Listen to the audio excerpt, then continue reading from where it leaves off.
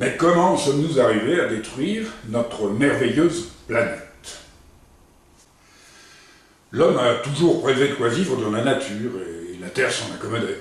Puis, avec la démographie galopante et la révolution industrielle, nous avons aggravé notre empreinte environnementale. Malgré tout, aujourd'hui encore, la Terre serait tout à fait capable de répondre à nos besoins. Encore faudrait-il la respecter. Or, il semblerait que l'objectif soit de la détruire, puisque l'immense majorité de nos experts de l'économie prônent la croissance, alors qu'elle détruit la planète, pour créer l'emploi. On rassure avec la croissance verte, et on voudrait nous faire croire, contre toute évidence, que l'intelligence artificielle ne va pas détruire l'emploi. C'est stupide. Et le plus stupide étant de vouloir ne pas détruire l'emploi. Ceux qui gagnent des fortunes sans travailler du tout ne se plaignent pas d'être sans emploi. Ils profitent de la vie.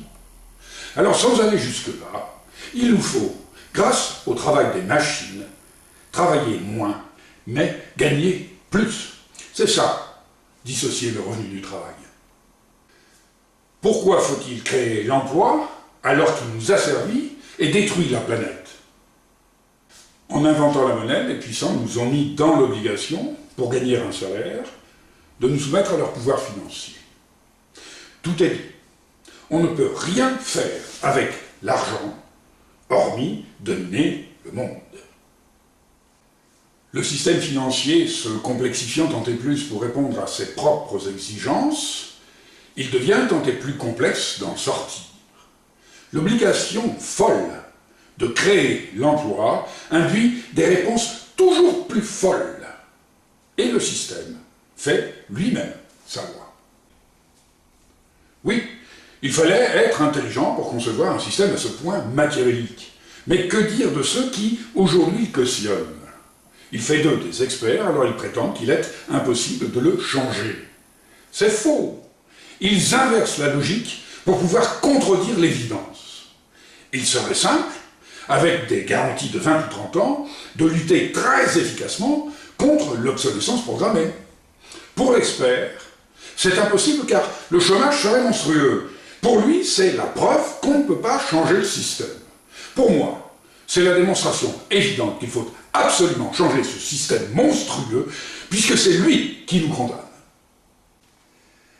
Alors que les machines travaillent à notre place et raréfient l'emploi, l'expert veut nous faire travailler toujours plus. Et pour nous faire travailler plus, chacun y va de son ânerie. À droite, par l'offre et la théorie du ruissellement, à gauche, par la demande et la consommation intérieure. La bêtise de l'un cautionnant celle de l'autre, aucun n'a de scrupule à détruire la planète pour créer l'emploi. Comparativement, les plus grands criminels, y compris les criminels de guerre, sont des gamins, des amateurs, des petites frappes.